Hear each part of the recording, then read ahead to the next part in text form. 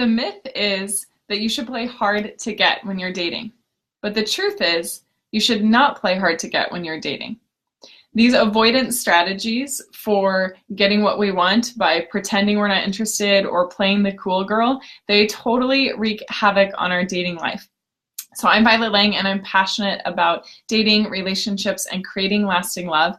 And what I find is that a lot of people mistakenly think that they should play hard to get in order to successfully date.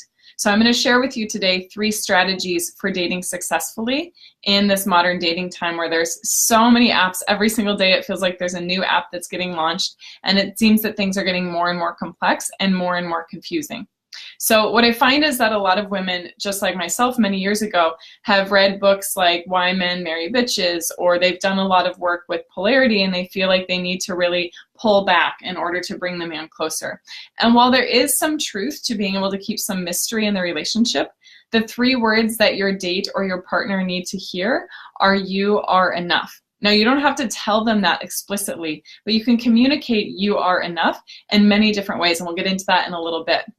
But what happens is when someone doesn't feel like they're enough, or when they have a lot of insecurities, when you're playing really hard to get, and when you're kind of keeping your date in a guessing game, then there can be a lot of wobble in the relationship, a lot of hot, cold, and a lot of back and forth. So if you've ever experienced hot, cold, or back and forth behavior in your dating life, I for sure I'm for sure am one who has.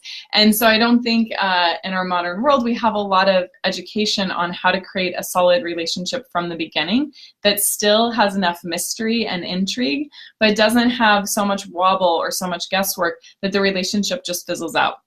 Because let's be honest, there are a ton of options now for dating between the apps and meeting people in person and other things, that the real currency is being able to show up in our authentic selves and to be able to speak from our heart, express what we need, and help the other person feel reassured.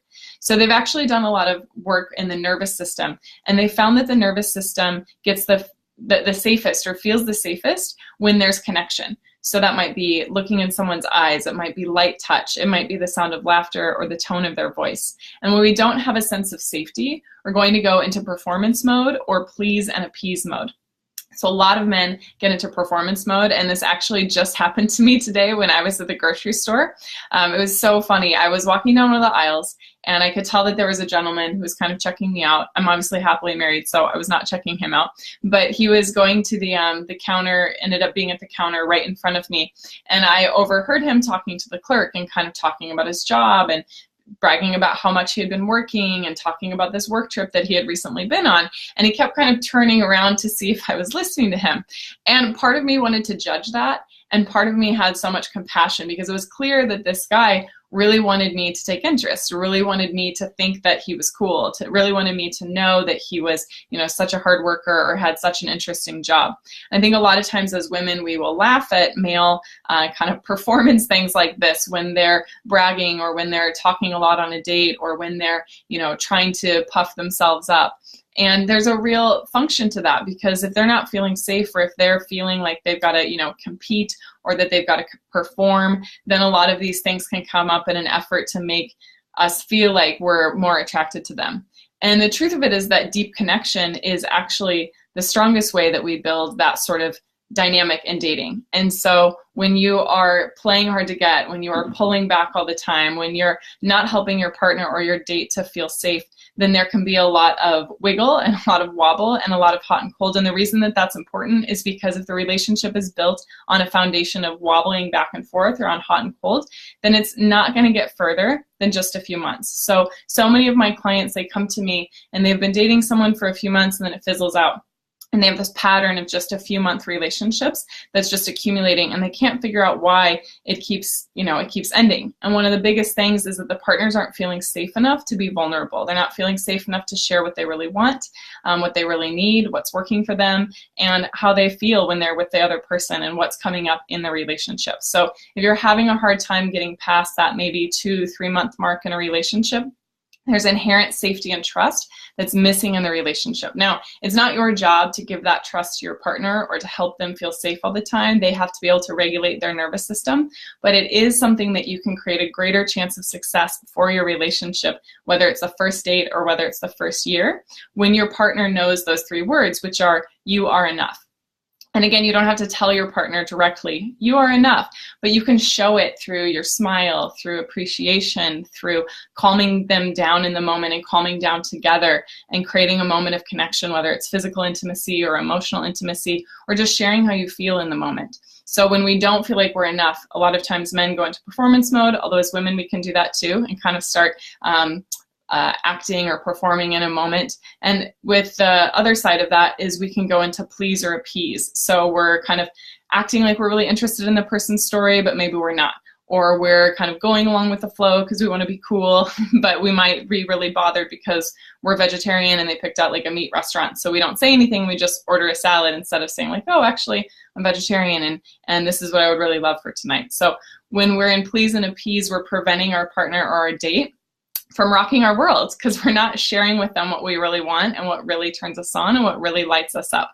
And so not only do we want to let our partner know like you are enough through our words, through our actions, through our appreciation, but when we create that safety for our partner through the safety that we feel within ourselves, then we can also share what we want. And when we can share what we want, then everyone wins. You know, we either move on to a different date or a different partner who can better meet our needs, or we stay in a relationship and it just gets deeper and deeper. So if you're just joining, we're talking about the 3 words that your date or your partner needs to know, and those words are you are enough. Because when we're not feeling like we're enough, we're either going to be in performance mode or please and appease mode, both of which are like offshoots of the nervous system when we're not feeling safe. Now there's a difference between not feeling safe in a traumatic way and not feeling safe in an erotic way. And so when we're not feeling safe in a traumatic way, we might be triggered from the past, there might be real inherent danger, or there might just be trapped energy in the nervous system that hasn't been resolved or hasn't been healed. When we're feeling the uncertainty in an encounter that's more of that sensual or erotic nature, there's still uncertainty, but it's mystery, it's intrigue, it's held in a container of safety so that there's able to be that charge to it, but without that deep sense of fear. And so in most of our relationships, that's what we want to cultivate. We want to cultivate the mystery and the intrigue and the erotic tension, but without all of the danger and without all of the need to pretend or perform or perfect or please and appease. And there's lots of different ways that we can create that tension and that dynamic nature of our relationships, but within that container of safety. And so what I found with my work with my clients is that first we have to get really safe within ourselves. We have to be safe being vulnerable with ourselves, being vulnerable with others, like our mentor or, you know, someone that we're just starting to get to know, or even other women or other friends. And that we also have to create that sense of I am enough within ourselves, because we can't give that gift of you are enough to someone else if we can't feel it within ourselves. But once we have that healthy foundation, it becomes magnetic and electric when you can go on a date with someone and you can share, even just with the way that you're looking at them, like how much you appreciate them, how enough they are, how much they're filling your well, so to speak. And that is what really creates the desire to want to see someone again. So if you're having a hard time getting a second date or a third date or making a relationship really go, most oftentimes there's too much fear and not enough actual intimacy or safety. Or maybe there's so much safety, but not enough of this dynamic tension. So we want both. I'm curious for those of you that are watching, if you have any insight or if you have any examples of times when you haven't felt like you were enough and what that did for your date or what that did for your experience. A lot of times it creates fear and it creates us kind of backing away, and that anxiety where you're reading through his text 15 times to see like, oh, what happened? Or you're overanalyzing the date. Like those stem from that feeling of not being enough or not having provided that for yourself and for your date when you're out and about.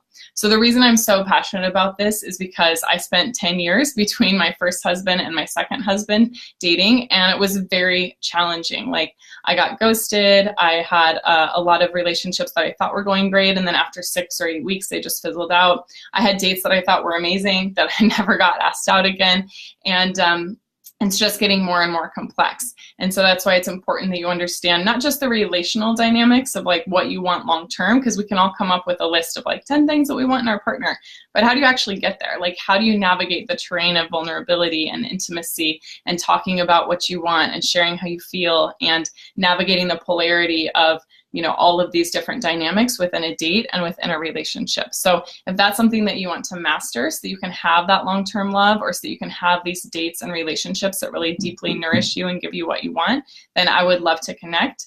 You can go to violetlang.com/talk and set up your free session. And there's so much more I want to say, but I'm going to keep it short. I'm going to start doing these Facebook Lives once a week, and we'll have different topics every Monday at about 4:30 Pacific. So thank you. Thank you for tuning in, and I will see you all later. Mwah.